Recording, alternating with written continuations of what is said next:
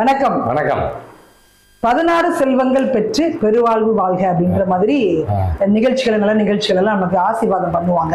உங்களுடைய point of வியூல 16 செல்வங்கள் அப்படின்னா என்ன? ஏன்னா நீங்க எல்லாத்தையுமே வந்து டிஃப்ரெண்டா பார்க்கக்கூடிய ஒரு பர்சனாக இருக்கீங்க. சோ அதை எப்படி பாக்குறீங்க? 16 செல்வங்கள் 16 பெற்று பெருவாழ்வு வாழ்கன்னு இந்த பெரியவங்களை ஆசீர்வாதம் பண்ணுவாங்க. இதை கூட போன பதிவுல சொல்லியிருந்தேன். 4 தலைமுறையை பார்த்தவங்க கிட்ட தான் நம்ம ஆசீர்வாதமே வாங்குவோம். அதே மாதிரி அதுக்கு முன்னாடி பெத்த தாய் தகப்பன்ட்ட வாங்குவோம். கல்யாணத்தப்போ மாமனார் மாமியார்கிட்ட வாங்கும்போது 16 செல்வமும் பெற்று நீடூழி வாழணும் அப்படின்னு வாழ்த்துவாங்க. என்னை பொறுத்த வரைக்கும் 16 செல்வங்கள் அப்படின்னா நான் நிறைய பதிவுல போட்டது நிறைய பேருக்கு புரியல அப்படின்னு சொன்னாங்க. இருந்தாலும் தெளிவா எழுதி விளக்கமா போட்டுறேன். இப்ப இந்த 16 செல்வங்கள்ல ஒரு திருமண பந்தம்ங்கிறது எதுக்கு பண்ணுவாங்கன்னா, அடுத்த தலைமுறை என்னுடைய குலம் வம்சமா வாழையடி வாழையா தலைக்கணும், இதுல எந்த குறையும் இருக்கக்கூடாது, உனக்கு செல்வத்தில் மிகப்பெரிய செல்வம் குழந்தை செல்வம், குழந்தையும் தெய்வமும் ஒண்ணுன்றுவாங்க. இதுக்கு அடுத்தது நோயற்ற வாழ்வே குறையற்ற செல்வம். எந்த நோய் நொடியும் இல்லாம வரக்கூடிய சந்ததி, அதுக்கு அடுத்த தலைமுறை வாழையடி வாழையா வம்சமா வந்து நம்மளுடைய குடும்பம் எப்படி இருக்கணும், ஆலமரம் மாதிரி படர்ந்து விரிந்து எந்த காலத்துக்கும் அசையாம இருக்கணும்னு சொல்லுவாங்க. அதுக்கு கூடி வாழ்ந்தால் கூடி நன்மை, கூட்டு குடும்பம், இந்த மாதிரி நிறைய விஷயங்கள் தமிழன் பண்பாடுல நிறைய இருந்தது. நல்லது கெட்டதுக்கு எவ்வளவு வம்பு வழக்கு இருந்தாலும் ஒரு நல்ல காரியம் கெட்ட காரியத்துக்கு ஒண்ணு கூடுவாங்க. இந்த மாதிரி நிறைய பாரம்பரிய கருத்துக்கள் இருந்தது. இன்னைக்கு நிறைய அழிஞ்சிருச்சு. எனக்கு தெரிஞ்ச 16 செல்வங்கள் என்னுடைய கோணத்துல நான் சொல்றேன். இப்ப எங்க அப்பா அம்மா எனக்கு தெய்வம், அதே மாதிரி எனக்கு மாமனார் மாமியார். இப்போ எனக்கு கல்யாணம் ஆயிடுச்சு அப்படிங்கிறதுனால இப்போ எங்க அப்பா அம்மா அவங்க மாமனார் மாமியார்கிட்ட எப்படி ஆசீர்வாதம் வாங்கியிருப்பாங்க. இப்போ நான் தான் அவங்களுக்கு செல்வம். முதல் குழந்தை, நான் மூத்த பிள்ளை அப்படிங்கிறதுனால முதல் குழந்தைக்கு அவ்வளோ இம்பார்ட்டன்ட். அப்போ முதல் செல்வம் அப்படிங்கிறது அவங்க என்னதான் பார்த்துருப்பாங்க. குழந்தைக்காக தான் எல்லா பேரண்ட்ஸும் ஓடுறாங்க. அவங்க அப்பா அம்மா அவங்க பேரண்ட்ஸுக்கு இன்னைக்கு ஓடுறது எல்லாருமே தன் பிள்ளைகளுக்காக தானே ஓடுறோம். அப்போ அந்த பிள்ளையின் எதிர்காலமும் இவங்க வாழ்க்கையும் நல்லா இருக்கணுங்கிறதுக்காக தான் இந்த பயணம். 16 பெற்று பெருவாழ்வு வாழ்கன்னா ஒரு குழந்தை பிறக்கும் போது தலைகீழா தான் பிறக்கும். இப்போ பூமியில வந்து ஒரு பொருளை போட்டிங்கன்னா புவியீர்ப்பு விசை இருக்கிற மாதிரி நமக்கு வந்து இதுதான் ஆணி வேர். இப்போ தலை தான் உங்களுக்கு வந்து ஆணி வேர். அப்போ ஒரு குழந்தை தலைகீழ பிறக்குது அப்படின்னு சொல்லும்போது நான் என்ன வந்து உருவம் ஒன்றா போட்டுறேன். உருவம் ஒன்று. இப்போ உருவம் ஒன்று அப்படிங்கும்போது இதுதான் நான். இது உருவம் ஒன்று. உருவம் ஒன்று. துருவம் 2 எங்க அப்பா அம்மா. எங்க அப்பா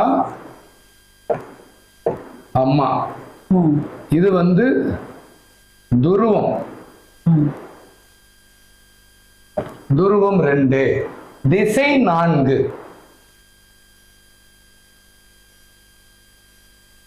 இது நான் தலைகளா இருக்கிறேன். இது எனக்கு வேறு மாதிரி. ஒரு ஆணி வேர் இருந்தா ஒரு செடியினுடைய உயிர் இருக்கும்.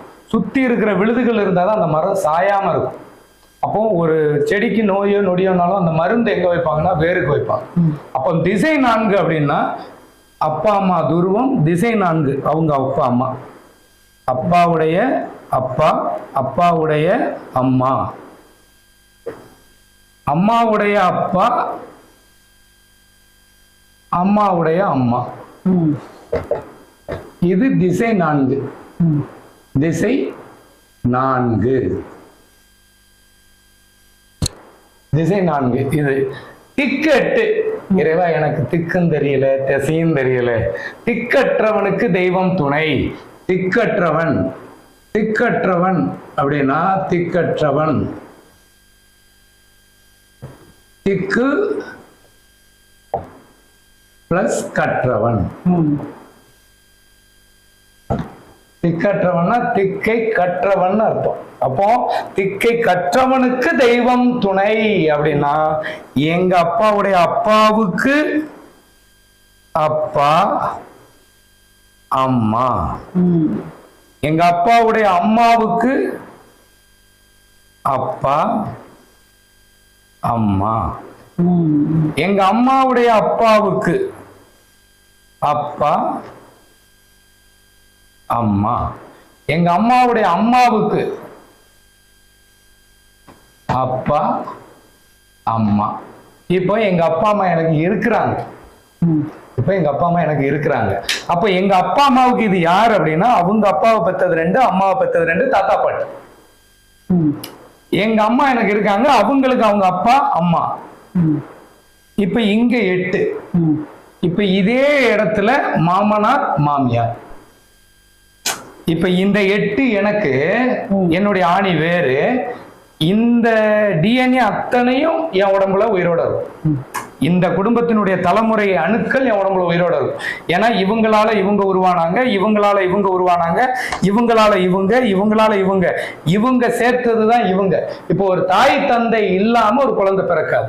அப்போ இந்த அடிப்படை இல்லாம நான் இல்லை. அப்போ இந்த இதே மாதிரி என் மாமனார் மாமியாரை நான் போடுறேன், அவங்களுக்கு அதே மாதிரி இந்த 8 வந்துருது. 16 பெற்றுனா இந்த 16 குடும்பத்தினுடைய டிஎன்ஏ என் குழந்தை. அப்போ 16 செல்வம் அப்படின்னா இந்த 16 செல்வங்கிறது என் உடம்புல இருக்கிற 16 குடும்பத்தினுடைய 7 தலைமுறை டிஎன்ஏ. அதனாலதான் எண்ணற்ற அணுக்கள், ஒவ்வொரு அணுக்களும் சிவம், ஒவ்வொரு அணுவும் உயிர். அப்போ இந்த பிறப்புக்கு இவங்க எந்த ஊர்ல பிறந்தாங்க, இவங்க எந்த ஊர்ல பிறந்தாங்க, இது 3வது தலைமுறை. நல்லா பாத்துங்க, 1 2 3. ஏன்னா அப்பா அம்மா இருக்காங்க, இது 3வது தலைமுறை. ஜாதகத்துல தந்தை அப்படின்னா தாத்தா, இதுதான் தந்தை வருது 4. அப்போ தாத்தா தான் உங்களுக்கு, தந்தைக்கு தந்தை தான் சூரியன், அப்போ தாத்தா தான் உங்களுக்கு அப்பா, இதுதான் தாத்தா பாட்டி. அப்போ தாத்தா சொத்து பேரனுக்குனாலே இந்த 8 தெரியணும். அப்போ இந்த 8 பேர் பிறந்த ஊர்ல, அதனாலதான் சொல்லுவான், டேய் அந்த ஊருக்கு நீ சாமி கும்பலனாலும் அந்த மண்ணை மிதிச்சுட்டு வாடா, உனக்கு நோய் நொடி எதுவும் வராது. பெரியவங்களை நீ மதிச்சு பேசிட்டு வா, உனக்கு எந்த ஒரு குறையும் வராது, அவங்க பார்வைப்பட்டா போதும், இப்படி சொல்லுவாங்க நம்ம முன்னோர்கள். நீ அந்த ஊருக்கு நல்லதுக்கு. இப்போ எங்க அப்பா ஒரு ஃபங்க்ஷன் வைக்கிறாரு, இத்தனை குடும்பமும் வரும், இதுல எந்த குடும்பம் வரலையோ அது எங்க குடும்பத்துக்கு பகை. இப்ப மதியாதார் தலைவாசல் மிதியாது. இதுல எவன் வீட்டுல வரலையோ நாங்க அந்த வீட்டுக்கு போக மாட்டோம். நீங்க வந்து உரிமை கொண்டாட முடியாது, ஆனா கடமைக்கு வந்துட்டாவது போனோம். இப்ப நீங்க ஒரு ஃபங்க்ஷன் வைக்கிறீங்க, எங்க அப்பா போவார். இப்ப இதுல இது எங்க அம்மாவுக்கு, இது எங்க அம்மா, எங்க அம்மாவுக்கு இந்த வழியில பிறந்த அண்ணன் தம்பிலாம் தாய்மா. அப்போ எங்க அம்மாவுக்கு இது இருக்கிற மாதிரி பாட்டி இந்த சொத்து தான் மெயினுங்கிறான் ஜாதகத்துல. தாத்தா சொத்து பேரனுக்கு. இப்ப எங்க அப்பாவுக்கு தாத்தா சாமி என்ன ஆடுறேன். இப்ப இந்த 16 குடும்பத்துல ஒருத்தனுக்கு தீராத வியாதி இருக்கு, அது என் குழந்தைக்கோ எனக்கோ வராதுன்னு சொல்ல முடியாது. அதனாலதான் ஒரு பேரண்ட்ஸுக்கும், ஒரு பேரண்ட்ஸ்னா கணவன் மனைவிக்கு டெஸ்ட் எடுக்கிறாங்க, இந்த மாமனார் வழியில எது நோய் நொடி இருக்கா, இல்ல நல்ல பாசிட்டிவ் எனர்ஜி இருக்கா, எந்த அணுக்கள் இவனுக்கு வீக்கா இருக்கு நல்லா இருக்குன்னு பாக்குறதுக்கு தான் ஜோதிடம். அப்போ எல்லா குழந்தையும் எல்லா ராசியிலையும், ஒரு குடும்பத்திலே 4 பேருக்கு 4 ராசி இருக்கும்.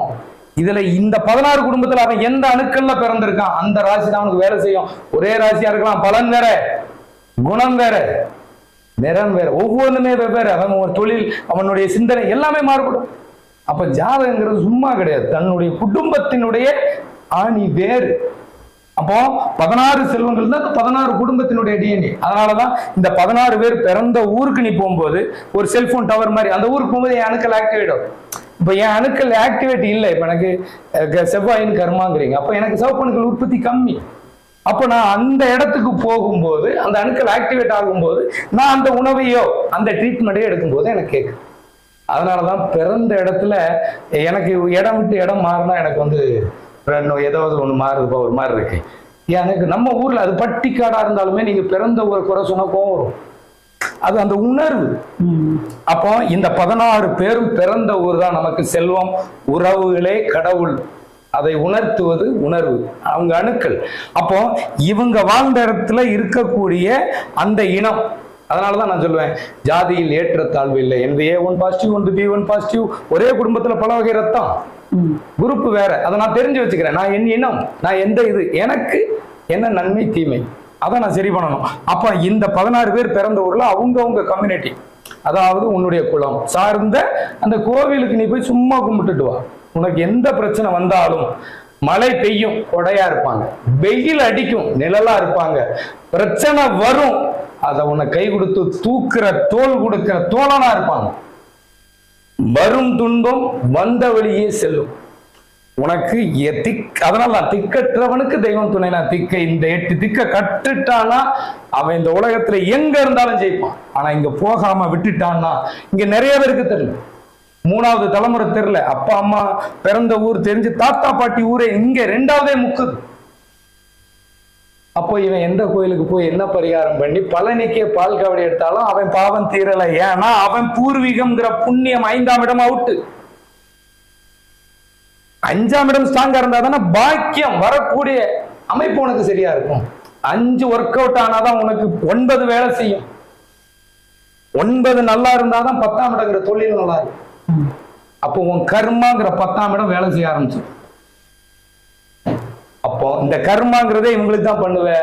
விட்டதுதான் குறை, அது தொட்டா நிவர்த்தி ஆயிரும். அதனாலதான் விட்ட குறை தொட்ட குறை. அதாவது தீதும் நன்றும் பிறர் தர வாரா, செய் உன் வினை அகலும், செயற்பாட்டு வினையாக மாறும். வாழ்க்கையில நாம ஜெயிக்கணும்னா நம்ம பூர்வீகம், நம்மளுடைய பிறப்பிடம், நம்மளுடைய குலம், நம்மளுடைய கோத்திரம், நம்மளுடைய அடிப்படை, நாம வணங்கிய முறை, நம் உறவுகள் வாழ்ந்த இடத்தை ஒரு முறையாவது மிதிக்கணும்.